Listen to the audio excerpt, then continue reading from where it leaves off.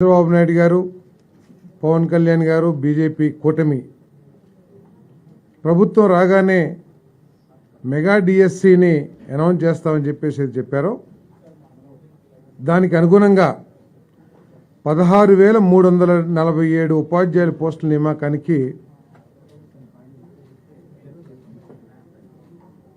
ఈరోజు కేబినెట్ ఆమోదం తెలియజేసిందని చెప్పేసి మీ అందరికీ మనవి చేస్తామని నేను.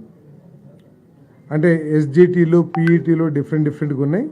అంతేకాకుండా అన్ని స్కూల్స్కి సంబంధించి ట్రైబల్ వెల్ఫేర్ కానివ్వండి, లేకపోతే గవర్నమెంట్ స్కూల్స్ కానివ్వండి, అన్నిటికీ సంబంధించి ఈ 16,347 పోస్టులు అని చెప్పేసి మీకు మనవి చేస్తా ఉన్నాను.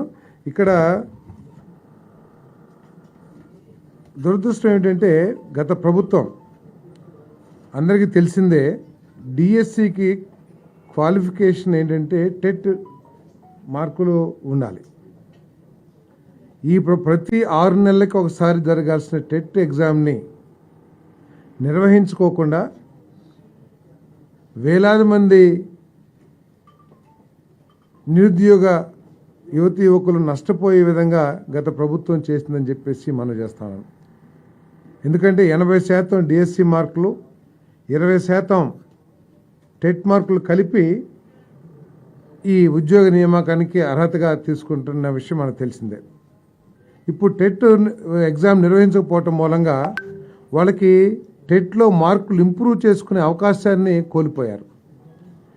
అంటే టెట్ ఎన్నిసార్లైనా రాయొచ్చు, ఒకసారి అంటే ఇంప్రూవ్మెంట్ మనం ఏదైతే ఇంటర్మీడియట్ రాస్తామో అది రాయొచ్చు.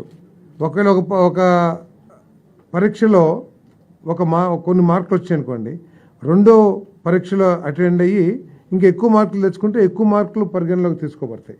సో ఈ ప్రభుత్వం 3 సంవత్సరాల క్రితం ఆ టెట్ నిర్వహించి తర్వాత నిర్వహించకపోవటం మూలంగా కూడా చాలా నష్టపోయారని చెప్పేసి కూడా ఈ సందర్భంగా నేను తెలియజేస్తామని నేను. అంతేకాకుండా చంద్రబాబు నాయుడు గారు చాలా స్పష్టంగా చెప్పింది ఏమిటంటే నాణ్యత కలిగిన విద్యని అందించడం కోసం నేషనల్ ఎడ్యుకేషన్ పాలసీ వీటన్నిటి మీద కూడా సమగ్రంగా పరిశీలించి